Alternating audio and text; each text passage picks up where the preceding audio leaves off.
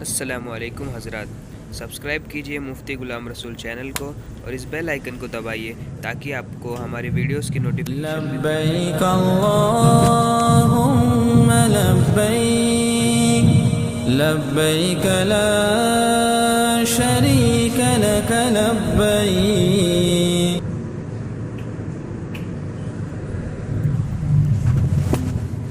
السلام علیکم ورحمۃ اللہ وبرکاتہ. الحمد لله نحمده ونستعينه ونستغفره ونؤمن به ونتوكل عليه ونعوذ بالله من شرور أنفسنا ومن سيئات أعمالنا. من يهده الله فلا مضل له ومن يضلله فلا هادي له. ونشهد أن لا إله إلا الله وحده لا شريك له ونشهد أن سيدنا ومولانا محمدا عبده ورسوله. قال الله تعالى في القرآن المجيد: الحج أشهر معلومات فمن فرض فيهن الحج فلا رفث ولا فسوق ولا جدال في الحج. وقال في موضع آخر: وأتموا الحج والعمرة لله. صدق الله العظيم.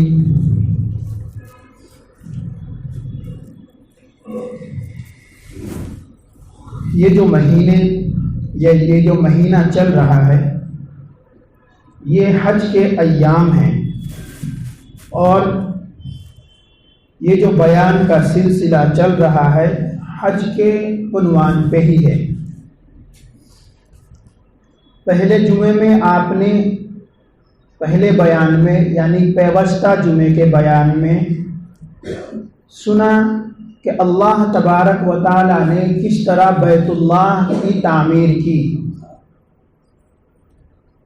سنا تھا آپ نے کہ سب سے پہلے فرشتوں نے تعمیر کی، پھر حضرت آدم علیہ السلام کو جنت سے اتارا گیا تو پھر انہوں نے تعمیر کی. پھر نوح علیہ السلام کے زمانے میں جب طوفان آیا تو اللہ تبارک و تعالی نے بیت اللہ کو اٹھا لیا.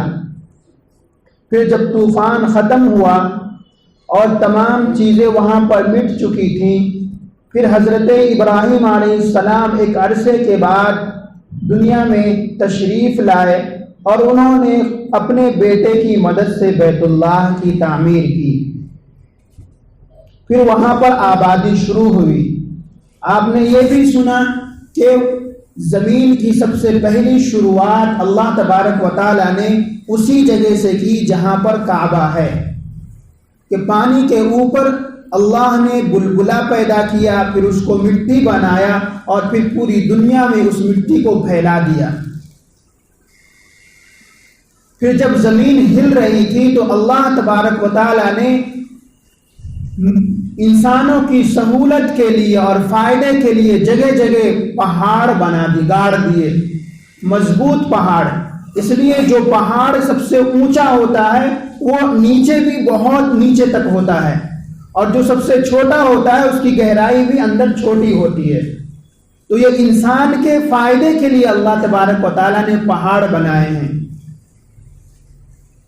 ورنہ اگر اللہ تبارک و تعالیٰ یہ پہاڑ پیدا نہ فرماتے تو یہ زمین ہلتے رہتی اور ہمارے گھر جب ہم گھر بناتے تو محفوظ نہیں رہ پاتے. یہ اللہ تبارک و تعالیٰ کی عظیم خلقت ہے اور عظیم پیدائش ہے. پھر پیوستہ جمعے میں آپ نے سنا کہ اللہ تبارک و تعالی حج کرنے والوں کو کیا انعام عطا کرتے ہیں. ان کے تعلق سے جتنی احادیث بشارت کے تعلق سے، خوشخبری کے تعلق سے کہ ان کو کیا کیا گفٹ ملتا ہے اللہ کی طرف سے جو حج کرنے جاتے ہیں.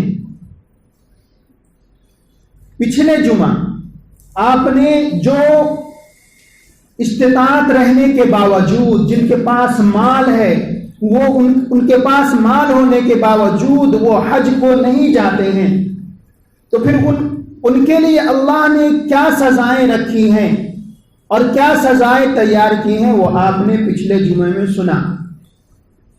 جس میں سے ایک تو یہ ہے کہ آپ صلی اللہ علیہ وسلم نے فرمایا کہ جس شخص کے پاس استطاعت ہو حج کرنے کی اور وہ حج کو نہ جائے، یا استطاعت یعنی اتنی رقم ہو کہ وہاں تک پہنچ سکتا ہے پھر بھی وہ نہ جائے، تو اس کو اختیار ہے چاہے وہ کرسچن بن کر مرے یا پھر یہودی بن کر مرے۔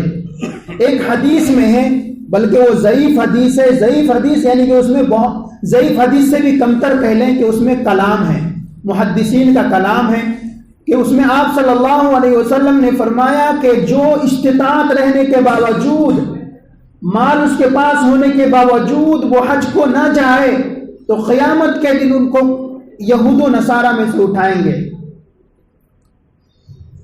تو اس حدیث کے مطابق محدثین کو کلام ہے کہ آیا یہ حدیث موضوع ہے یا اس سے تھوڑی بڑی ہوئی ہے، لیکن اس حدیث کی تائید دوسری احادیث سے ہو رہی ہے کہ آپ صلی اللہ علیہ وسلم نے فرمایا اس کو اختیار ہے کہ وہ چاہے یہودی بن کر مرے، اللہ کو کوئی پرواہ نہیں ہے اس کی کہ جس کو استطاعت ہونے کے باوجود وہ حج کو نہ جائے، وہ اس کو اللہ تبارک و تعالیٰ اس کو اختیار، اللہ کو کوئی پرواہ نہیں ہے کہ وہ یہودی بن کر مرے یا کرسچن بن کر مرے یا کسی اور قوم کا ہو کر مرے۔ پھر آپ نے یہ بھی سنا خوشخبری کے طور پر کہ اللہ تبارک و تعالیٰ ایک حاجی کی دعا 400 گھرانوں کے لیے قبول فرماتے ہیں۔ ایک حاجی کی دعا اللہ تبارک و تعالیٰ 400 گھرانوں کے لیے قبول فرماتے ہیں۔ پھر آپ نے یہ بھی خوشخبری کے طور پر سنا ویوستہ جمعے میں کہ اللہ تبارک و تعالیٰ حاجی کو جب وہ حج کر کے واپس آئے تو ان سے معانقہ کرو اور ان کے پاس اپنی درخواستیں کرو، ان سے اپنی مغفرت کی دعائیں کرواؤ۔ کب تک؟ اس کے گھر میں داخل ہونے سے پہلے تک، کیونکہ وہ بالکل گناہوں سے دھلا ہوا آیا ہے، اس کے اوپر کوئی گناہ نہیں ہے۔ پھر آپ صلی اللہ علیہ وسلم نے اور مزید اس میں اضافہ فرمایا کہ یہ کام تم 8 ربیع الاول تک یا 9 ربیع الاول تک کر سکتے ہو، یعنی حاجی سے ملاقات کرو گے اور ان سے دعائیں کی درخواست کرو گے تو اللہ تو ان کی دعائیں قبول ہوں گی۔ پھر آپ نے یہ بھی سنا جو حج کو جائے تو ان کے لیے کیا پہلے اختیار کرنا چاہیے۔ پہلے تو یہ ہے کہ جن کے حقوق اس نے چاہے ظلمن لیے ہوں یا چاہے قرض حسنہ کے طور پر لیے ہوں ان کو لوٹا دے۔ نہیں کہہ سکتے کہ انسان واپس آ سکتا ہے یا نہیں واپس آ سکتا ہے، کیا معلوم اس کو اجل لپک لے، اس کو یعنی اس کو موت آ جائے۔ تو اس لیے اللہ کے رسول صلی اللہ علیہ وسلم نے فرمایا انسان کے تمام گناہ معاف ہو جاتے ہیں سوائے قرض کے، کہ یہ حقوق العباد میں سے ہے، بندوں کے حقوق میں سے ہے کہ اللہ تبارک و تعالیٰ اس کو معاف نہیں کرتے۔ تو قرض والوں کو قرض لوٹائیں اور جن پر آپ نے کسی طرح سے بھی ظلم کیا ہے ان سے معافی مانگے۔ مفسرین نے یہاں تک لکھا ہے کہ اگر آپ نے کسی کی غیبت کی ہے ان سے بھی معافی مانگے آپ، اگر کسی کو آپ نے تھپڑ مارا ہے ان سے بھی معافی مانگے آپ، کیونکہ یہ حقوق العباد میں سے ہے۔ اللہ تبارک و تعالیٰ ان گناہوں کو اس وقت تک معاف نہیں کرتے جب تک کہ اس بندے سے معافی نہ مانگ لی جائے۔ تو یہ کام کر کے جانا ہے۔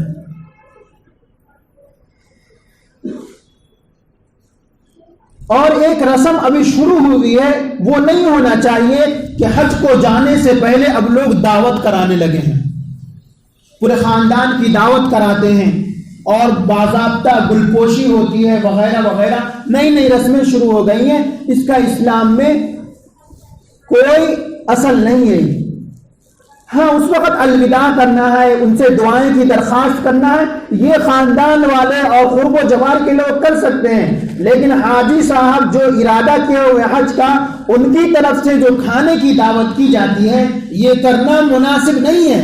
اگرچہ کہیں پہ منع نہیں ہے حدیث میں لیکن آج آپ خلوص کے طور پر کریں گے، کل ہو کر آپ کی نسلیں اس کو دین سمجھ کر کرے گی۔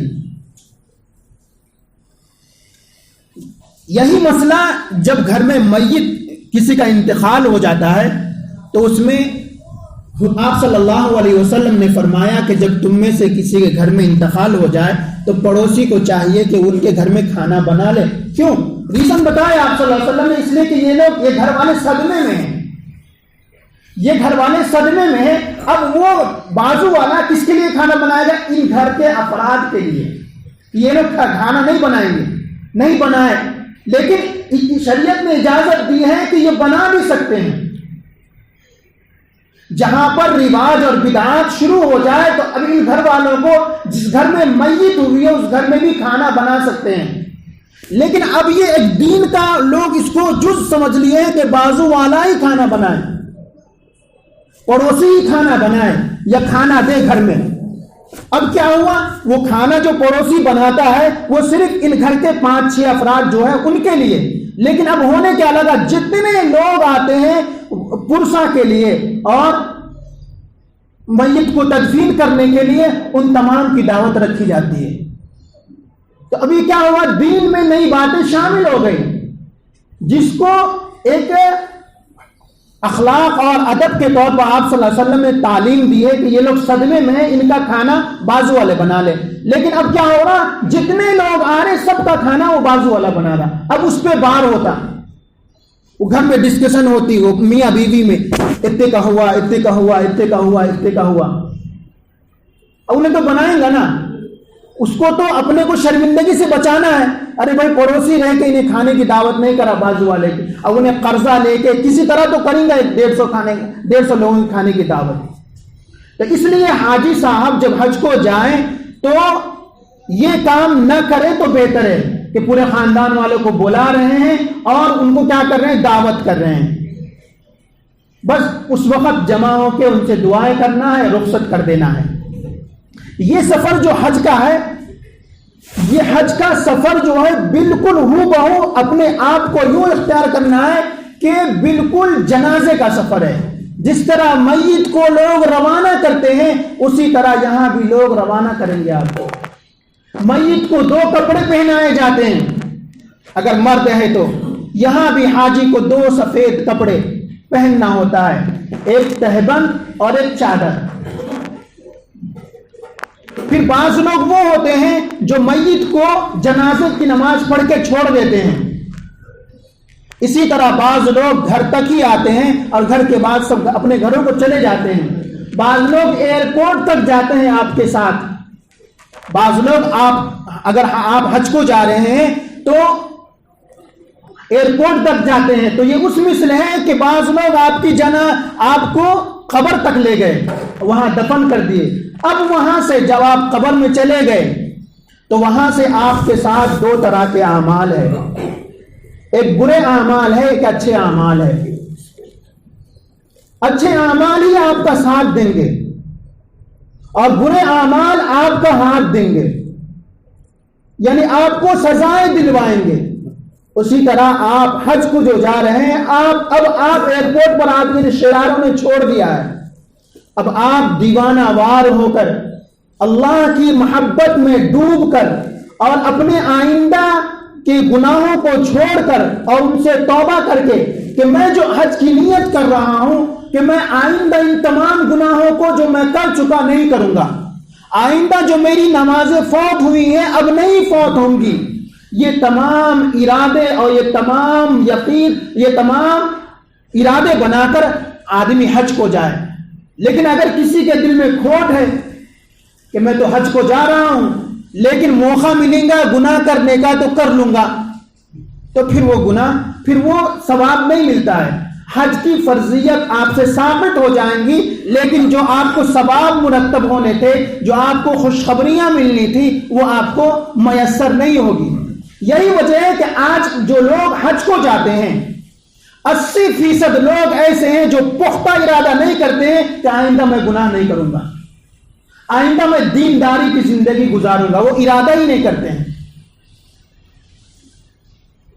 آپ کا حج یا عمرہ تو یہ آپ کے اوپر سے فرضیت ادا ہو گئی، لیکن حج یا عمرہ آپ کا مقبول نہیں ہوا، اس کی علامت مفسرین نے، محدثین نے یہ لکھی ہے کہ جب کوئی حج کو جا کر واپس آئے، یہ پچھلے جمعے میں یہ بات آ گئی کہ جو حج کو جا کر واپس آ جائے اور اس کی زندگی کو دیکھے کہ پہلے کے مقابل دین پر ہے یا نہیں، اگر دین پر ہے تو سمجھو کہ اس کا حج یا عمرہ مقبول ہوا ہے، اللہ نے قبول کر لیا ہے اور اس کے تمام گناہ معاف ہو گئے۔ اگر وہ حج یا عمرہ کرنے کے بعد بالکل ویسی ہی زندگی گزار رہا ہے جو حج یا عمرہ کرنے سے پہلے تھا، تو حج اور عمرے کی فرضیت تو اس سے ساقط ہو گئی، لیکن اس کے جو گناہ اور اس کے جو بشارتیں اس عمرہ اور حج پر تھی وہ اس کو میسر اور نصیب نہیں ہوئی۔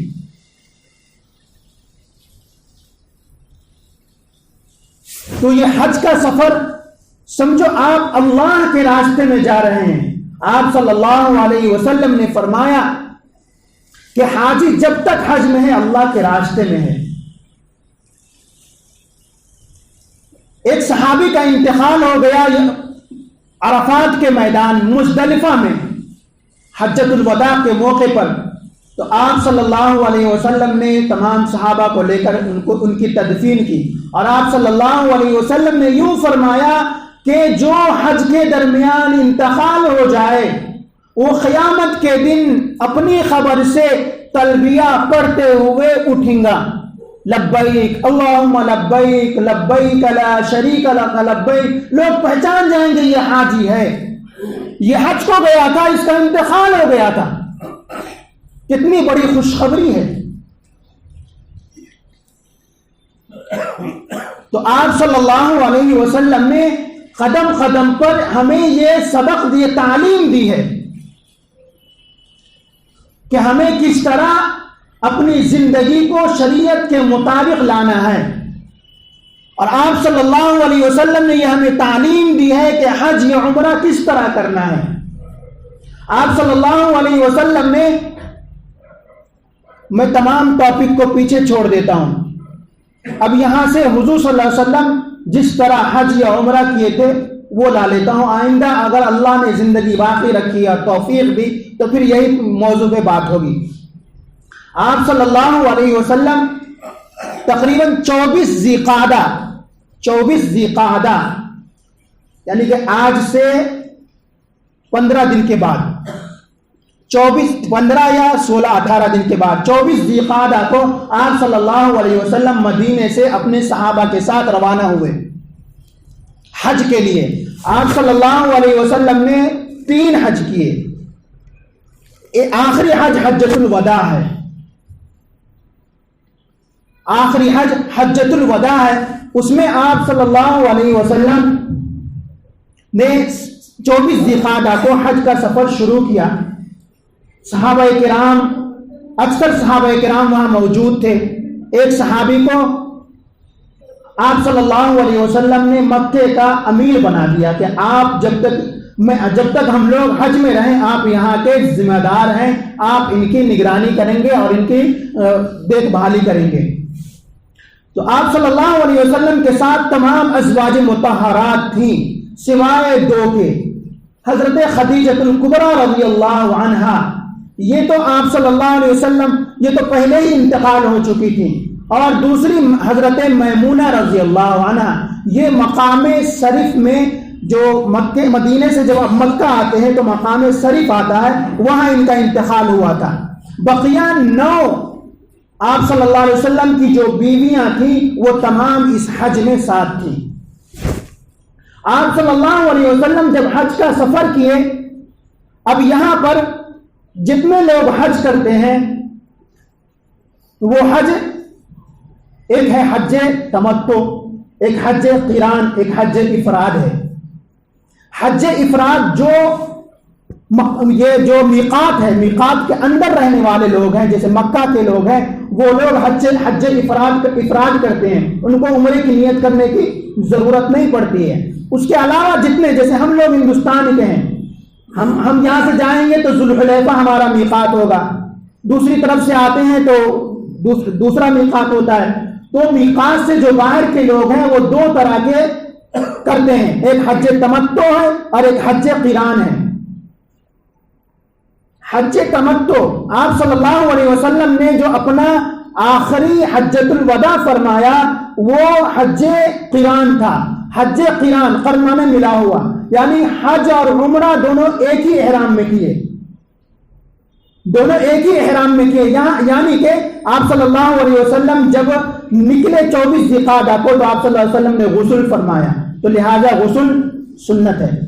پھر آپ صلی اللہ علیہ وسلم احرام باندھنے سے پہلے حضرت عائشہ رضی اللہ عنہا نے آپ صلی اللہ علیہ وسلم کے بدن میں اثر میں تیل لگایا، تو احرام باندھنے سے پہلے آپ خوشبو لگا سکتے ہیں، تیل لگا سکتے ہیں۔ احرام باندھنے کے بعد آپ تیل نہیں لگانا ہے، آپ خوشبو نہیں لگا سکتے ہیں۔ خیر، آپ صلی اللہ علیہ وسلم وہاں سے نکلے تو آپ صلی اللہ علیہ وسلم حج قران کی نیت کی۔ صحابہ کرام رضی اللہ عنہم اجمعین کو لے کر آپ صلی اللہ علیہ وسلم راستے میں ہیں، راستے میں تعلیم بھی دے رہے ہیں کہ کس طرح آپ کو تعلیم آپ کو سیکھنا چاہیے۔ حضرت سراقہ رضی اللہ عنہ اس وقت جبکہ آپ صلی اللہ علیہ وسلم کو مارنے پر جان سے جو مارے گا 100 سرخ اونٹ کی جو گولی لگی تھی کفار مکہ نے لگائی تھی، حضرت سراقہ سب سے آگے گئے تھے آپ صلی اللہ علیہ وسلم کو ختم کرنے کے لیے، اس وقت اسلام نہیں لائے تھے۔ پھر آپ صلی اللہ علیہ وسلم کا وہی سفر میں معجزہ دیکھا، یعنی کہ قتل کرنے جب گئے تھے تو اسی سفر میں آپ صلی اللہ علیہ وسلم نے کا معجزہ دیکھا کہ ان کا گھوڑا دھس گیا۔ کئی مرتبہ کوشش کی آپ صلی اللہ علیہ وسلم کو مارنے کی، لیکن آپ صلی اللہ علیہ وسلم کو مار نہیں سکے۔ پھر آپ صلی اللہ علیہ وسلم نے کئی خوشخبریاں دی، پھر وہیں پہ وہ ایمان لائے۔ تو حضرت سراقہ رضی اللہ عنہ یہ حج کے سفر میں بھی ساتھ ہیں، وہ کہہ رہے ہیں یا رسول اللہ، کئی مسئلے پر بحث ہوتی ہے، جب چند لوگ بیٹھے ہوتے ہیں تو حج کے موقع پہ ہیں تو حج کے مسئلے چھڑ گئے، رمضان میں تو رمضان کے مسئلے چھڑ جاتے ہیں، آپ روزے میں ہیں تو روزے کے مسئلے آپس میں چھڑ جاتے ہیں۔ تو صحابہ کرام بھی آپ صلی اللہ علیہ وسلم کو پوچھتے، بعض صحابہ کرام کچھ کوتاہی کرتے تو آپ صلی اللہ علیہ وسلم فرماتے ایسا کرو۔ تو حضرت سراقہ رضی اللہ عنہ نے فرمایا یا رسول اللہ ہمیں اثر نو بتائیے، یعنی شروع سے آخر تک بتائیے کہ ہم حج کس طرح کریں۔ یہ صحابہ کرام کی تڑپ رہتی تھی کہ ہر وقت کہ ہم کچھ نہ کچھ آپ صلی اللہ علیہ وسلم سے سیکھتے رہیں۔ حضرت عائشہ رضی اللہ تعالی عنہ ساتھ میں، حضرت عائشہ رضی اللہ عنہ ابھی ساتھ میں 24 ذی القعدہ سے نکلے ہی ہیں، ابھی مکہ نہیں پہنچے ہیں، بیچ میں پڑاؤ ڈالا ہے۔ تو وہیں پہ آپ صلی اللہ علیہ وسلم نے حضرت عائشہ رضی اللہ عنہ کا اونٹ لے کر، ان کا اونٹ صحت مند تھا اور تیز بھی تھا، وہ لے کر حضرت صفیہ کو دے دیا۔ حضرت صفیہ رضی اللہ عنہ کا اونٹ کمزور تھا اور بیمار تھا، تو حضرت عائشہ رضی اللہ عنہ تھوڑا قبیلہ خاطر ہو گئی، وہ اس لیے کہ آپ صلی اللہ علیہ وسلم جب آگے جاتے تھے قافلہ کے ساتھ تو حضرت صفیہ پیچھے ہو جاتی تھی، ان کا اونٹ کمزور تھا۔ تو وہاں پر حضرت عائشہ رضی اللہ عنہ حضور کے ساتھ بیٹھی رہتی تھی، کچھ سیکھنے کو ملتا تھا، آگے جا کر رک جاتے تھے آپ صلی اللہ علیہ وسلم کہ وہ جو جن کے اونٹ کمزور ہے وہ یہاں تک آ جائیں پھر ہم آگے سفر کریں۔ تو انہوں نے تو حضرت عائشہ رضی اللہ عنہ قبیلہ خاطر ہوئی، تو آپ صلی اللہ علیہ وسلم نے دیکھا کہ حضرت عائشہ ناراض ہیں، تو آپ صلی اللہ علیہ وسلم نے حضرت ابوبکر رضی اللہ عنہ کو پتہ چلا، تو حضرت ابوبکر رضی اللہ عنہ واپس آئے، ان کے پاس آئے، آپ صلی اللہ علیہ وسلم بھی ہیں اور حضرت عائشہ بھی ہیں، بیچ میں حضرت ابوبکر رضی اللہ عنہ جو حضور صلی اللہ علیہ وسلم کے سسرے ہوتے ہیں وہ بیٹھے، اور انہوں نے آپ صلی اللہ علیہ وسلم نے فرمایا وہ فیصلہ کرنے آئے، کون؟ حضرت ابوبکر رضی اللہ عنہ، داماد اور بیٹی کے درمیان۔ یہ بڑا ایشو نہیں تھا، بس ہلکا سا، تھوڑی سی ناراض ہو گئی تھی کہ میں حضور صلی اللہ علیہ وسلم کی زیادہ ساتھ رہتی تھی، اب نہیں رہ پاؤں گی کیونکہ میرا اونٹ جو میرے کو اونٹ ملا وہ پیچھے رہے گا اور میں بھی پیچھے رہوں گی، تو اس معنی پر تھوڑا قبیلہ خاطر ہو گئی اور رونے جیسا ہو گئی۔ تو آپ صلی اللہ علیہ وسلم نے حضرت عائشہ سے فرمایا عائشہ میں پہلے بولوں آپ کے ابو کے پاس یا آپ اپنی بات رکھیں گے اپنے ابو کے پاس، ہو جائے آج فیصلہ۔ تو حضرت عائشہ رضی اللہ عنہ کے زبان سے کیا نکل گیا؟ ٹھیک ہے آپ ہی پہلے بولیے لیکن ٹھیک ٹھیک بولیے گا۔ ٹھیک ہے آپ ہی پہلے بولیے, حضور کو بول رہی ہیں, اپنے شوہر کو میاں بیوی میں ہوتا ہے, اتنی نوک جھوک ہو جاتی ہے. تو حضرت عائشہ رضی اللہ عنہ نے کیا کہا کہ ٹھیک ہے آپ ہی بولیے میرے ابو کو فیصلہ کرنے کے لیے, آپ پہلے اپنی بات رکھیے لیکن صحیح بتائیے گا. حضرت ابو بکر رضی اللہ عنہ کا چہرہ لال ہو گیا, غصے سے بھرا, ایک زوردار تماچا مارا ان کو, اپنی بیٹی کو, حضرت عائشہ رضی اللہ عنہ کو.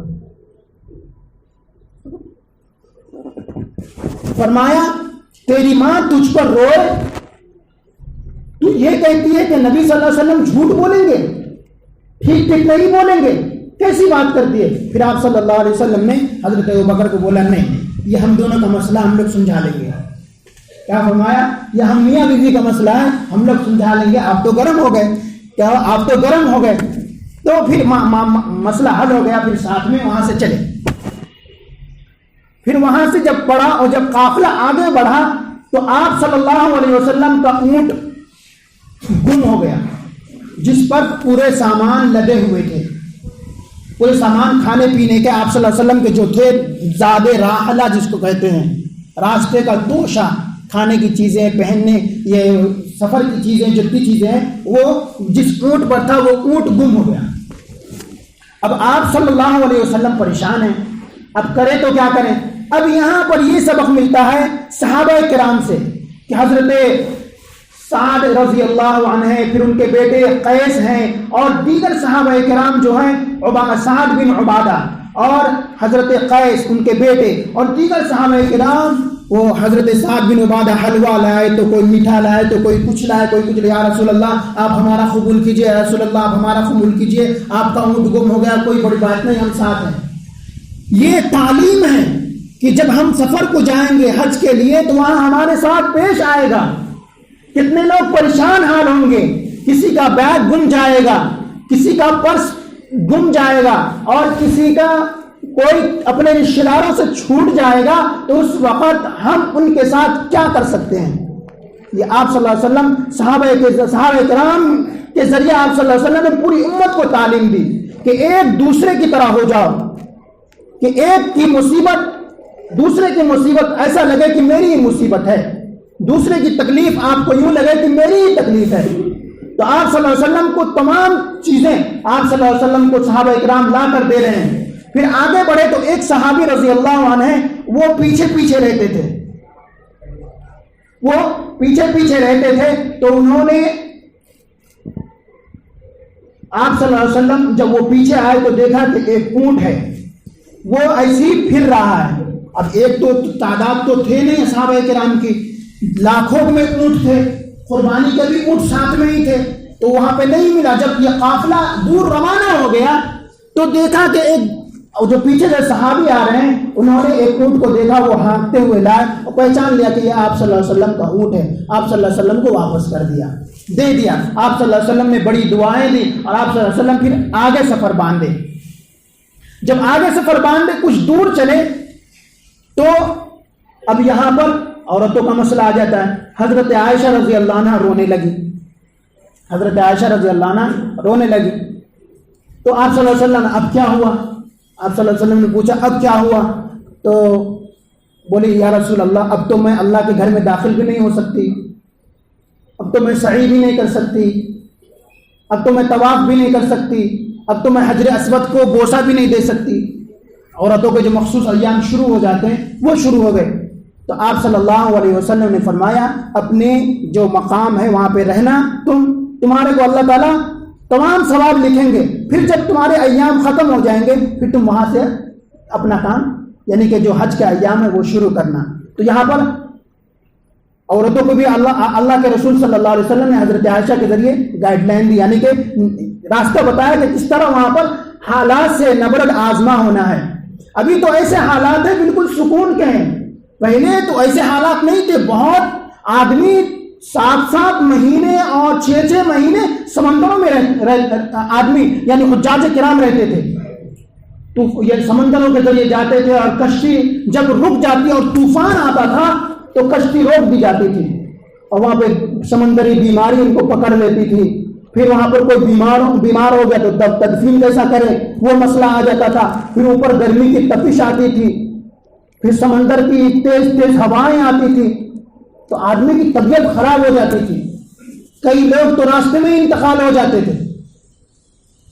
تو 6 7 7 مہینے لگ جاتے تھے ہندوستان سے آپ کو مکہ جانے کے لیے, حج یا عمرے کے لیے جانے میں 6 مہینے 7 7 مہینے لگتے تھے, اور امید بھی نہیں رہتی تھی کہ یہ واپس آئیں گے یا نہیں آئیں گے.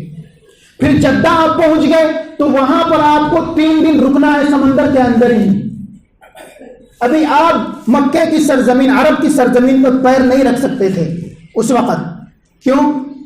آپ کے اندر یعنی کہ سمندری بیماری لگی ہوئی ہوگی, تو وہیں پہ سمندر کے اندر ہی ڈاکٹر لوگ جا کے, طبیب لوگ جا کے علاج و معالجہ کرتے تھے. پھر 3 دن کے بعد دیکھتے تھے کہ جن کی طبیعت صحیح ہے ان کو آگے بڑھاتے تھے, جن کی طبیعت بگڑی ہوئی وہاں پہ ہاسپٹل میں رکھتے تھے. لیکن آج اتنی سہولیات ہونے کے باوجود ہم لوگ اتنے سست ہو گئے ہیں کہ وہاں جانے کے بعد اذان کا انتظار کرتے ہیں کہ اذان ہوگی, آخری رکعت مل جانا تو آخری رکعت میں شامل ہو جاؤں گا. بالکل سستی کا مظاہرہ کرتے ہیں, اور خصوصاً سعی کرنے میں, اور یہ مینا سے عرفات جانے میں, پھر عرفات سے مزدلفہ آنے میں آدمی تھک جاتا ہے. پھر وہ اپنے لیے خود تو مصیبت بن جاتا ہے, دوسروں کے لیے مصیبت بنتا ہے, کیونکہ آپ کو چلنا ہے. آپ تو یہاں واکنگ کرتے نہیں. مسلم قوم تو صبح میں فجر میں سونے کی عادی ہے, پوری غیر مسلم قوم یہاں دوڑتی رہتی ہے اور واکنگ کرتی رہتی ہے. لیکن ہم مسلمان ہیں, یہ وہ قوم ہے جو سب سے خیر امت کے لقب سے ان کو ملقب کیا گیا ہے. یہ قوم اس وقت سوتی رہتی ہے.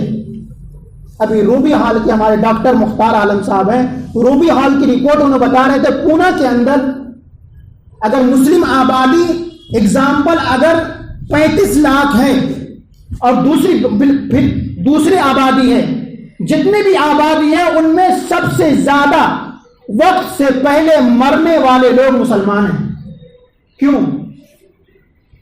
لاپرواہی کی زندگی, کھارے سورے, یہی تو کام ہے. بھائی آپ نے آج جو آپ واکنگ نہیں کر رہے ہیں, کل حج میں جائیں گے آپ کو پریشانی ہوگی. پھر آپ جس قافلے کے ساتھ ہوں گے وہ قافلے والے آپ کی وجہ سے پریشان ہوں گے. پھر آج آپ واکنگ نہیں کریں گے تو آج جب ہم 10 سال واکنگ نہیں کریں گے تو آگے چل کے 35 سال میں آپ کو اٹیک آ سکتا ہے. کیوں؟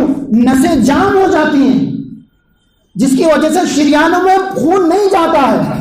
آپ صلی اللہ علیہ وسلم کی تاریخ کی کتابوں میں ہے کہ حضرت عائشہ رضی اللہ عنہ کے ساتھ دوڑ لگاتے تھے. تو جس قوم کو سب سے فٹ رہنے کے لیے کہا گیا, اپنے فٹنس پہ اور سیلف ڈیفنس پہ دھیان دینے کو کہا گیا, وہ قوم صبح میں کیا کر رہی ہے؟ خراٹے مار رہی ہے اور سوتی رہ رہی ہے. تو ہمیں سونے والی قوم نہیں بننا ہے, بیدار قوم بننا ہے, تاکہ آپ فیوچر میں بھی اچھے رہیں. اگر ہندوستان میں ہیں اور آپ اگر حج کو جا رہے ہیں تو وہاں بھی آپ کی صحت آپ کے ساتھ رہے. بقیہ کا سفر انشاءاللہ آپ صلی اللہ علیہ وسلم نے آگے کس طرح سفر کیا اور پھر کیا کیا حالات پیش آئے, آئندہ جمعہ اللہ تبارک و تعالی ہمیں کہنے سننے سے زیادہ عمل کرنے کی توفیق عطا فرمائے. جو حجاج کرام حج کو جا رہے ہیں ان سے میرے لیے اور تمام امت مسلمہ کے لیے, ہماری مسجد کے جتنے یہاں ممبران نماز مصلیان ہیں ان تمام کے لیے دعا کی درخواست ہے. سنت ادا کر